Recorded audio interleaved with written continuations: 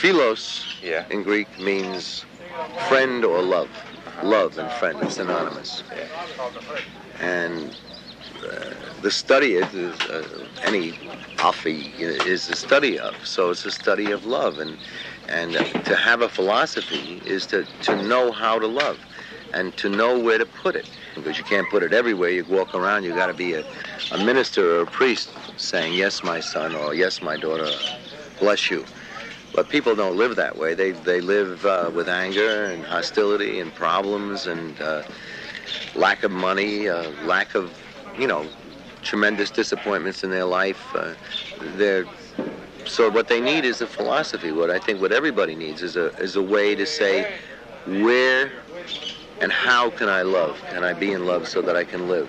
So that I can live with some degree of peace, And I guess every picture we've ever done has been in a way to try to find some kind of philosophy for the characters in the film, And so that's why I have a need for the characters to really analyze love, discuss it, kill it, destroy it, hurt each other, do all that stuff in that war, in that word polemic and picture polemic of what life is.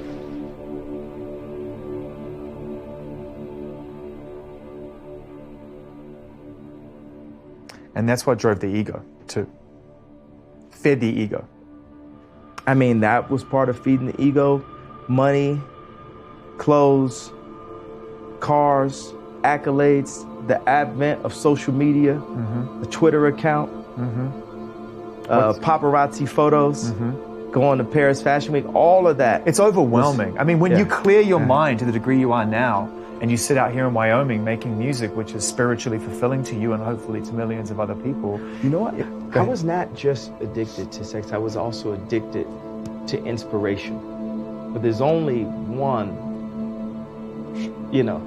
Aren't they both serving the same purpose to some degree? And I mean this, let me qualify that statement.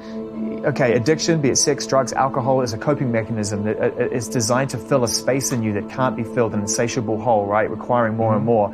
You said inspiration, maybe I'm meaning more ambition. Isn't that doing the same thing? Well, they said that, a lot of successful men had a high sex drive. Right. Who said that? They.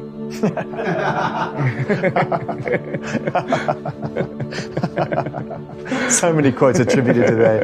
I love it. Right. Yeah. So, but what I meant by addicted to inspiration, it could be, the sex could be an inspiration, but also just, a jacket that I wanted to design, a car image, a house image. I was addicted to these kind of images coming across. Like there'll be people who say, oh, architecture is my porn. And people can be addicted to architecture. People, a big addiction is work. Yeah, very much so. Workaholics. Most common. And what about, men and women that say, hey, I'm working this job so hard to make a better life for my kids. And they look up and they hadn't spent their life with their kids. When do you live your life with your actual kids? Where do you find that balance? You say, I'm working to make a better life for my kids, but when are you going to spend your life with your kids? Yeah. And really, did you have to work for that fourth house? Did you have to work for the... Well, did you?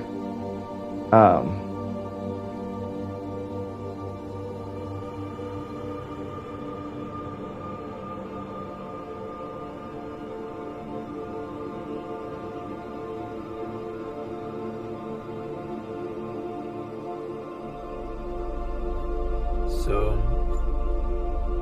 I've been thinking of ways to say this to people, and I've just been waiting organically, I guess, just in person, but I have a problem, and I haven't had a drink in 8 days, and today I'm gonna go to dinner with some friends, and I'm not gonna drink. I'm an alcoholic, and I feel like I need to put it out there. This is very hard for me. I need to put it out there in order to be accountable with myself and with the people that I care about, and to do the things that I need to do. It's not easy to get this across. What does it mean, ecstatic truth, and what constitutes just mere fact, which is the truth of accountants. Even though one has to, we shouldn't dismiss the power of facts, because as one of the lessons says, facts create norms, and they create norms including ethical norms.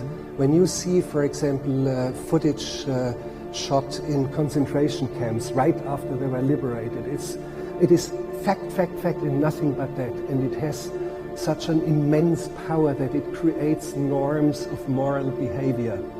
So we should not dismiss that, but it's not the end of it. It's not what can be reached in cinema. There are deeper strata of truth, and you have to be inventive, and you have to fabricate, and you have to stylize, and you have to catch and try to find this elusive magic of images. And if we don't have these images, if we don't develop an adequate language of images, an adequate grammar of images, our civilization will be sort of maybe even die out like the dinosaurs. I have the feeling that we must develop adequate images, and they are limping behind, they are lagging behind. There have been such dramatic evolutions in the past decades, and when you look at television or at much of what Hollywood does, there is something very unsatisfying, and there's a deep gap between what is us and what these images are. And so that's where we have to look out for that. The addict is the amateur. The artist is the professional. Both addict and artist are dealing with the same material, which is the pain of being human and the struggle against self-sabotage. But the addict/amateur and the artist/professional deal with these elements in fundamentally different ways. When I say addiction, by the way, I'm not referring only to the serious clinical maladies of alcoholism, drug dependence, domestic abuse, and so forth. Web surfing counts too. So do compulsive texting, sexting, Twittering, and Facebooking, distractions, displacement activities. When we're living as amateurs, we're running away from our calling, meaning our work, our destiny, the obligation to become our truest and highest selves. Addiction becomes a surrogate for our calling. We enact the addiction instead of embracing the calling. Why? Because to follow a calling requires work.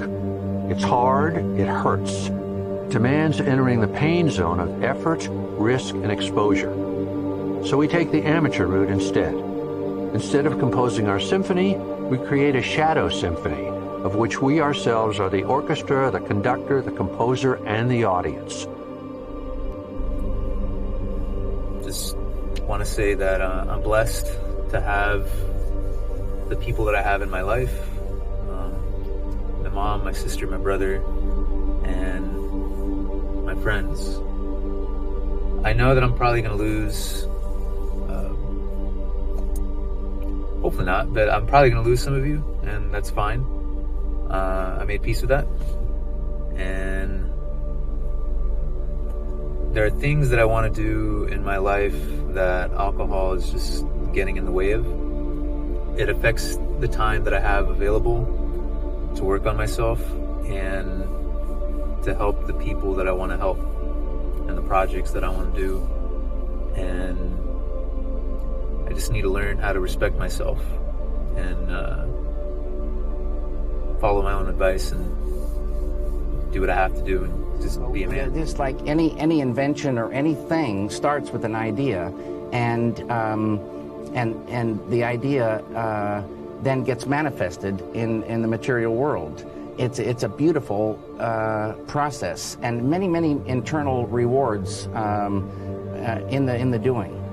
If David Lynch went back and looked at his own beginnings and wanting to be a painter and all that is part of your history, what would it tell us about David Lynch, the filmmaker? If I want to go back? If you went back and looked at your childhood and the shaping influences on you, would it be instructive about you and as a filmmaker? I had to know. I think, you know, it doesn't matter where you are growing up. It has something to do with just sensing your environment and having the things triggered by the environment and your sensing. It could be anywhere, because the same things happen everywhere. As long as there's human beings and houses and trees, it will happen.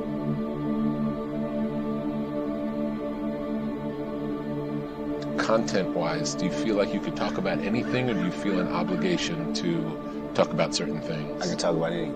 That's great. Anything. I could talk about anything, and this is the challenge for me.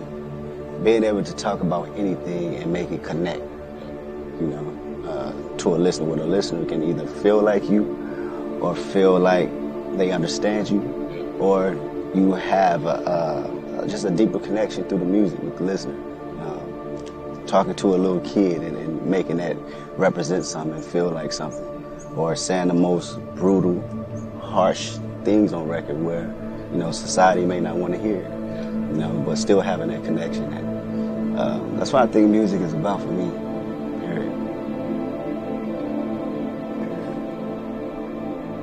Do you think about how to ask this?